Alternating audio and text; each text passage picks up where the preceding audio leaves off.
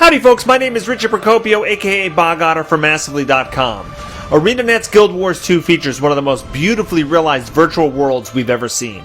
I'm constantly amazed at the picturesque environments, the sense of scale in the boss encounters, and the depth of the sound design. I assembled a list of my top 10 epic encounters in Guild Wars 2, so let's take a tour of Tyria's most awe-inspiring gameplay moments. And I promise, no Quaggan were harmed in the making of this video. Quaggan likes you. Number 10. Introduced in the Shadow of the Mad King patch, Vex's Lab is a mini-dungeon and jumping puzzle with a variety of different challenges for players to overcome. Located in Fireheart Rise, players will first need to navigate a set of disappearing platforms hovering over a river of lava. But don't worry, it's easier than it sounds. Next, waves of corrupted test subjects will come to the defense of the lab, culminating in a final Risen Abomination boss fight. The Escher Puzzle Room is next, and players will have to choose the correct portals to enter to move on to the next section. If you fail to choose wisely, then gravity will have its way with you. To get to the final area, players will traverse on tiny railings patrolled by golem assistants. These golems will knock you off and cause you to start the balancing act from the beginning. If you're not sure-footed enough to tackle this on your own, bring a Mesmer. Finally, players will face off against the Killbot 900, who will use lightning whips, ice blasts, and flame and earthquake jumps to knock you into the shark-infested waters below. At least the sharks don't have laser beams attached to their heads. Once the golem has been defeated, Vexa herself will try to dispatch you and prevent you from nabbing your sweet rewards.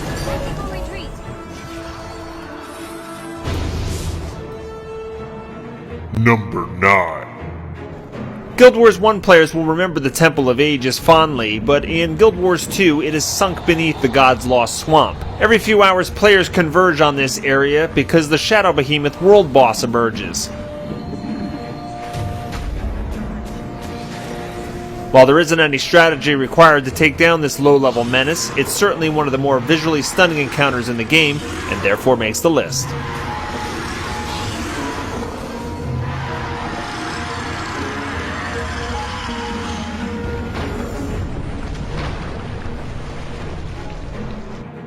Number 8. The Giganticus Lupicus are a mysterious race of wolf-like giants that, according to the Derman Priory, became extinct during the Elder Dragon's previous rise. Players can, however, battle an undead specimen of these great giants in all 4 explorable paths in the ruined City of Arad dungeon. Although you can find videos of skilled players taking on this giant monstrosity solo, for most groups this is a complex 3-phase fight that will test your situational awareness and coordination. Phase 1 is all about grub control. Kill them before they reach Lupicus to prevent the nasty giant from becoming even more powerful.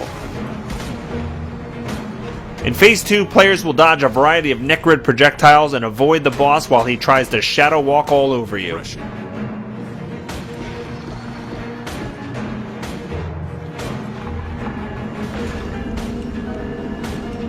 In Phase 3, Lupicus will employ many life-draining attacks in a last-ditch attempt to cling to its Zytan-induced unlife.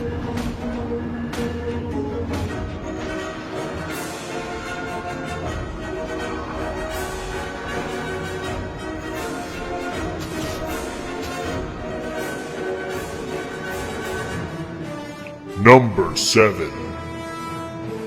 The waters in northern Sparkfly Fen may look peaceful, but something terrifying lurks just below the surface.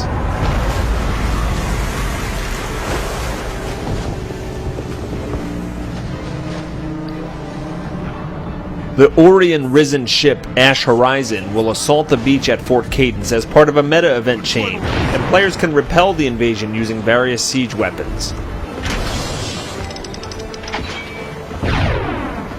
As the Risen storm the beach, the Ash Horizon will fling large corrupted fish at the defenders, poisoning the area.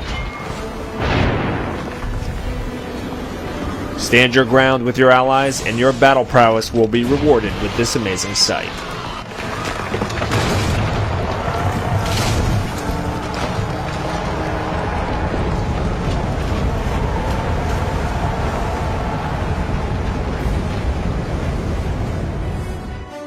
Number 6. After fighting the Shatterer dozens of times, it's easy to become jaded and consider Krakatoric's champion little more than a loot pinata Zergfest. I urge you, however, to recall the first time you saw this crystalline dragon descending from the sky and shaking the ground as it landed.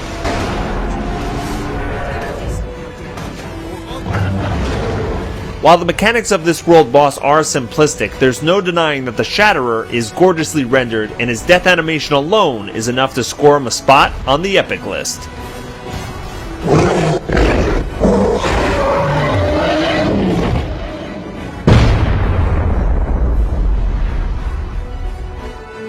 Number 5.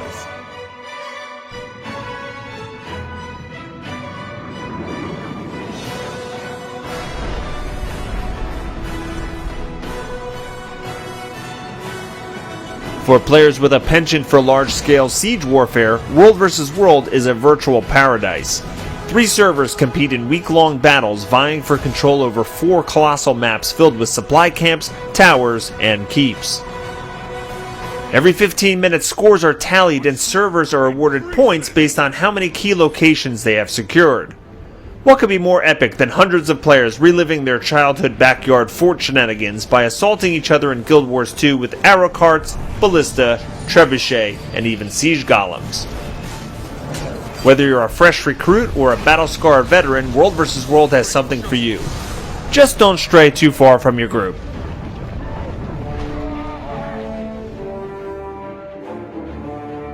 Number 4. While this next one may be a bit of a controversial pick, the Fawcett's Bounty jumping puzzle in the Harathi hinterlands holds a special place in my heart. After figuring out some simple door-opening puzzles involving boulders, players will navigate a series of traps, obstacles, and ghostly crew members before they finally emerge in a water-filled cave. As Fawcett's pirate ship comes into view, players who grew up in the 80s may have the sudden urge to shout out the words, "Hey you guys!"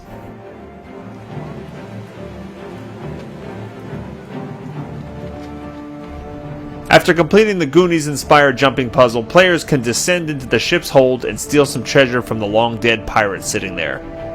Don't you see? It's our time down here. Number 3. Unlike most of the world bosses, the Claw of Jormag encounter is a multi-phase affair. In the first phase, players must take out an icy barrier using specialized pack weapons before they can wound this ice-laden dragon. Upon reaching 50% health, the Claw of Jormag will get blasted out of the sky in an action-packed sequence.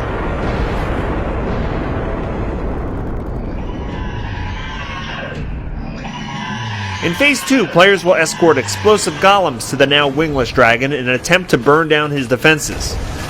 Destroying ice pillars that get in the way is crucial, as they will topple any golem that gets near them. When the Claw becomes stunned, throw everything you got at him and you'll be looting the frost chest in no time.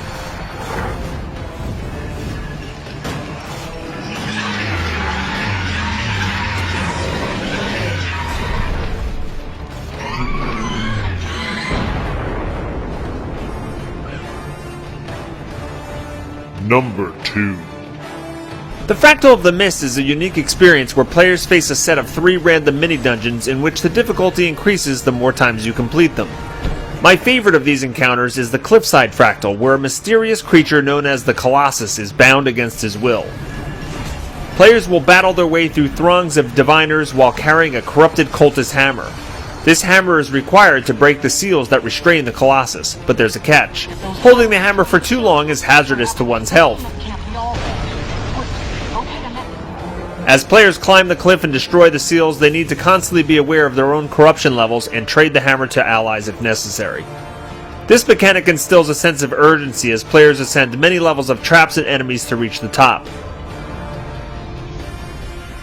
After a final boss battle against the legendary Archdiviner, players finally free the gentle giant, who bows to the players in silent appreciation. Don't forget to perform a bow emote in return to unlock a special achievement.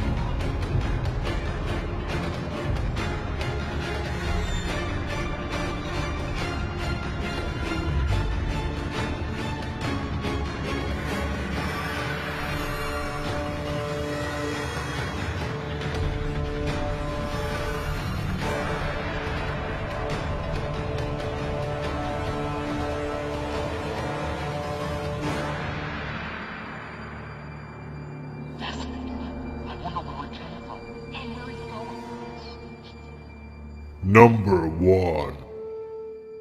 I tried to steer clear of including any temporary content in this top 10 list, but the truth is, my favorite experience to date in Guild Wars 2 was the Mad King's Clock Tower jumping puzzle. This harrowing timed event was only available during the Shadow of the Mad King patch last October, but players still talk about this extremely challenging event.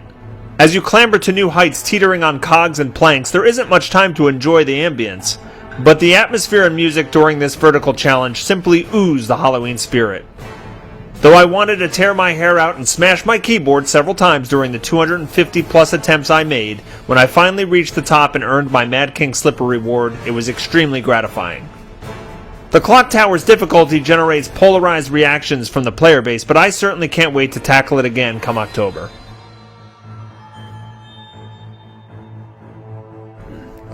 Well, that wraps up my top 10 epic encounters in Guild Wars 2. I hope you enjoyed my list. Let me know which some of your favorite encounters are in the comments filled below. Once again, my name is Richard Procopio for Massively.com. Don't forget to check out Massively.com every single day for all of your MMO news, and you can check me out on my personal YouTube channel, youtube.com/bogotter. Take care and have a great day.